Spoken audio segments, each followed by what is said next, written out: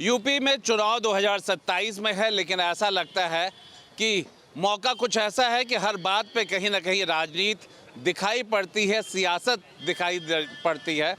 जर्जिस अंसारी जो कि मौलाना है, वो कहते हैं, वायरल हो रहा है उनका वीडियो कि बाबरी मस्जिद जहां थी वही है, राम मंदिर बन जाने से या कहने से कुछ नहीं होगा। इसीलिए जनता के बीच में आ गए हैं और आज इसी मुद्दे को लेकर के बात करेंगे। आखिर इस मुद्दे को लेकर के जो मौलाना साहब ने कहा है कि भले राम मंदिर बन गया पर वो हमेशा बाबरी मस्जिद ही रहेगी और बाबरी मस्जिद के ही नाम से उसको जाना जाएगा। देखिए, ये आतंकी मौलाना जो नफरत फैलाना चाह रहा है इस देश में, उसके नफरत फैलाने से यह देश में नफरत नहीं फैलेगा। ये हिंदुस्तान गंगा जमुनी तहजीब का देश है, ये राम और कृष्ण का देश है। राम पैदा हिंदुस्तान में हुए थे, राम पैदा अयोध्या में हुए थे। बाबर कहाँ पैदा हुआ था? बाबर के कहने से और उस मौलाना के कहने से बाबरी मस्जिद नहीं हो जाएगी। अगर वो कह रहा है कहने से नहीं, जबरदस्ती ले ली गई। मैं पूछता हूँ कि तुम्हारा बाबर कहाँ पैदा हुआ था? मेरे राम तो अयोध्या में पैदा हुए थे, राम पैदा हुए थे, उनका स्थान वहाँ है, वहाँ राम मंदिर है। तुम्हारा बाबर का यहाँ से कहाँ मस्जिद आएगा? तो तुम्हारे कहने से इस देश में बाबरी मस्जिद नहीं हो जाएगी, तुम्हारे नफरत फैलाने से इस देश में नफरत नहीं फैलेगा। ये तो मैं मानता हूँ कि ये लोग जो विपक्ष के साजिश के शिकार हैं, जो नफरत फैला रहे हैं, ये हमारे देश को एक तरह से और मजबूत कर रहे हैं। हमारे हिंदुस्तान को संगठित करने के लिए एक ऊर्जा दे रहे हैं कि देश सुन लो, सनातनियों सुन लो, तुम संगठित हो जाओ, नहीं तो आने वाले बाबर के वंशज इस देश को खा जाएंगे। इसलिए तुम सुरक्षित रहो, संगठित रहो। सुरक्षित रहो, संगठित रहो। ऐसे में इस बयान का मतलब क्या निकाले जो मौलाना ने? जिन्होंने धर्म के नाम पर भारत को दो टुकड़ों में बंटवा दिया, वो राम मंदिर पर बात करेंगे जिनका इतिहास कलंकित रहा हो। राम राष्ट्र की संस्कृति है, राम राष्ट्र के प्राण हैं। राम के मंदिर का मतलब भारत का नवनिर्माण है। राम मंदिर का विरोध करते करते ये अपने बाप दादाओं का विरोध करने लगे। मुस्लिम कौम को ऐसे दरिंदों से सावधान हो जाना चाहिए और भारतीय जनता पार्टी की नीति सबका साथ, सबका विकास, सबका विश्वास के साथ जुड़ करके राष्ट्र प्रेम की धारा से जुड़ना चाहिए, जिससे इन जेहादी मानसिकता वाले सांसदों को इन जवाब मिल सके। अरे उनसे ये पूछा जाए कि जब तुमने धर्म के नाम पर पहले ही अपना बंटवारा कर लिया, पाकिस्तान में बनाओ ना जाकर बाबरी मस्जिद। और बाबर का इतिहास कलंकित था। बाबर था कौन? चंगेज था कौन? बलात्कारी। ये लोग आक्रांता थे। कुछ कहेंगे आप? हम क्या कहेंगे भाई? रामचंद्र जी थे, वो एक राजा के बेटे थे, दशरथ के। तो महल में पैदा हुए थे और जंगल में पैदा हुए थे। बाबरी मस्जिद तो एक जंगल में बनी थी, तो उनको राम जी को जो है राजा दशरथ के महल में पैदा हुए थे, तो राजा दशरथ के महल को राम मंदिर बनाना चाहिए। मतलब आप उन मौलाना साहब के समर्थन में हैं? मौलाना साहब को हम जानते ही नहीं कौन है मौलाना साहब। मौलाना साहब को हम जानते ही नहीं कौन। इस तरह के बयान के समर्थन में हैं? अब हमने बयान सुने ही नहीं, क्या करें भाई? जो कुछ बन गया है उसके बारे में क्या करा जाए? राम मंदिर को राम मंदिर ही माना जाएगा या वो कहते हैं कि वो बाबरी मस्जिद था, है और रहेगा? नहीं, बाबरी मस्जिद मतलब वहाँ पे था और कोर्ट में मुकदमा चल रहा था, वो चलता रहेगा। खत्म हो गया? नहीं खत्म नहीं होगा भाई। आप ज़बरदस्ती ख़त्म कर लो, ख़त्म हो जाएगा। आप ख़त्म कर लो, ख़त्म हो जाएगा।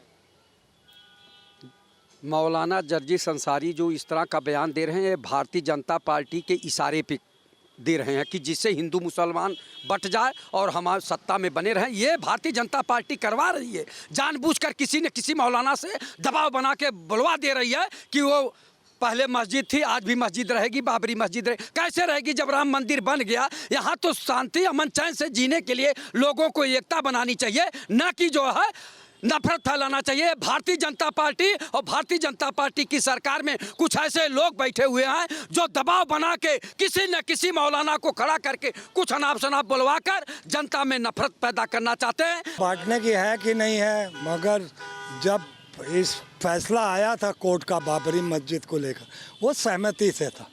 ये हिंदुओं की जो आस्था का विषय था, उसको लेकर जब एक जजमेंट आ गया, एक सहमति बनी दोनों पक्षों में। न हकीकत क्या है उस पर मत जाइए। जो प्रेजेंट में हुआ कि दोनों ने सहमति इकट्ठा की कि हम में दोनों में सहमति है, ये हिंदुओं की आस्था का विषय है। तो मौलाना साहब कह रहे हैं हमें पता नहीं है और वो जानकारी नहीं है, मस्जिद इसीलिए थी, आगे रहेगी और मस्जिद कहाँ है? मस्जिद का तो कोई नामो निशान नहीं है। जो मौलाना साहब इस तरह का बात कह रहे हैं, वायरल हो रहे हैं, क्या उनका कहना, इस तरीके की बातों का कहना कोई मतलब रखता है? राजनीति से प्रेरित है। अब ये समझना पड़ेगा कि ये किस पार्टी से को के पक्ष में बोलते हैं, या क्या बात है, या क्या देश के माहौल को बनाना नहीं चाहते। हम ये बात ज़रूर कहेंगे आपके चैनल के माध्यम से, ऐसे लोगों का सबसे ज़्यादा अगर किसी को फ़ायदा होता है तो भारतीय जनता पार्टी, मोदी, अमित शाह, योगी सरकार को होता है। इस तरीके के बयानबाजी से वो फिर हिंदुओं को लाने, अब कहाँ हिंदू साहब आपके साथ आएगा? आपने तो स्वर समाज का अपमान किया, SC ST के सामने, OBC के सामने उसका अपमान किया। किस तरीके से दो धड़ों में बांट के रख दिया हिंदू समुदाय। मौलाना बोले तो भी भारतीय जनता पार्टी की तरफ से बोल रहा है, कुछ और घटना हो तो भी। हाँ, एक सेकंड हम आपको बता दें, बड़ी जिम्मेदारी के साथ कहना चाहते हैं। आपने संभल में देखा समाजवादी पार्टी ने कौन नक्शा किया, आपने बरेली में देखा समाजवादी पार्टी ने कौन नक्शा किया, राणा सांगा पर और उनसे रामलाल सुमन से लोकसभा में जो है क्या हुआ, या आप लोगों ने देखा। अब्बू आजमी से औरंगजेब की तारीफ कराई गई तो क्या हो गया। मैं उत्तर प्रदेश सरकार से मांग करना चाहता हूं कि समाजवादी पार्टी केवल मुसलमानों को तेज के जैसा पत्ता रखा है और चूस के फेंका है, ऐसे मौलानों को आगे कर रही है। और ख़ास तौर के मुसलमान भाइयों से कहना चाहते हैं कि जो मुसलमान इस तरीके के बयान दे रहे उस पर गंभीरता कीजिए। और समाजवादी पार्टी के साथ साथ में एक कांग्रेस पार्टी भी गठबंधन में है। 20% मुसलमानों को हिस्सेदारी तो नहीं देंगी, बाकी फालतू मतलब मौलानों से बुलवाए कि अब मुसलमान क्योंकि जा रहा है असरुद्दीन ओवैसी के साथ, तो ये लोग मौलानों को यूज करेंगे कि तुम यूँ बोल लो वो बोलो। यही माननीय मुलायम सिंह जी भी ही राजनीति करते चले आए, और जो है और कोई दूसरी बात नहीं है। मुसलमान अब समझ चुका है, और आने वाले दिन में जो समाजवादी खेल खेल रही तो 27 में 27 सीटें नहीं मिलेंगी। मुसलमान सब असरुद्दीन ओवैसी के साथ जा रहा है। ये पार्टियों के पिट्ठू हैं, न इनका इस्लाम से मतलब है और न इनका हिंदुत्व से मतलब है। मौलाना साहब को आप जानते हैं वैसे? कभी तो इनका नाम भी नहीं सुना है। आपके चैनल पर आपके मुखार बिंदु से पहली बार सुना है कि ये भी कोई संत हैं। रह गया सवाल कि आप संत हो, आप धर्म गुरु हो, तो धर्म के क्षेत्र में ज्ञान बांटो ना।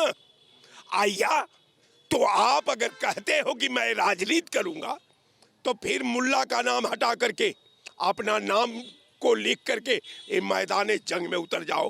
कारण ये है कि राजनीति को इसीलिए हमारे पूर्वजों ने राजनीति और धर्म की दो धुरी बनाया रखा, और राजनीति को धर्म में, अधर्म को राजनीति में मिश्रण नहीं होने दिया। वो संविधान की मूल मंशा के दहलीज को समझते थे। वो जानते थे कि अगर एक कोट आया है नेहरू जी का, उन्होंने कहा कि ये भारत की जो ये 75 साल बाद भारत का एक ऐसा प्रधानमंत्री होगा जो धर्म के नाम पर देश को बांट करके तार तार कर देगा। तो निश्चित मैं मानता हूं कि जो धर्म का मामला है, इन धर्म को धर्म में रहने दो, राजनीति को राजनीति करने दो। वीडियो जर्नलिस्ट हरिराम के साथ आलोक पांडे, न्यूज स्टेट, लखनऊ। आपके मोबाइल पर तुरंत आएगी ब्रेकिंग न्यूज। स्क्रीन पर सबसे पहले दिखेगी बड़ी खबर, देश दुनिया की हर खबर एक जगह। अब आपके मोबाइल पर तुरंत फटाफट इंस्टॉल कीजिए न्यूज नेशन ऐप और रखिए खुद को अपडेट।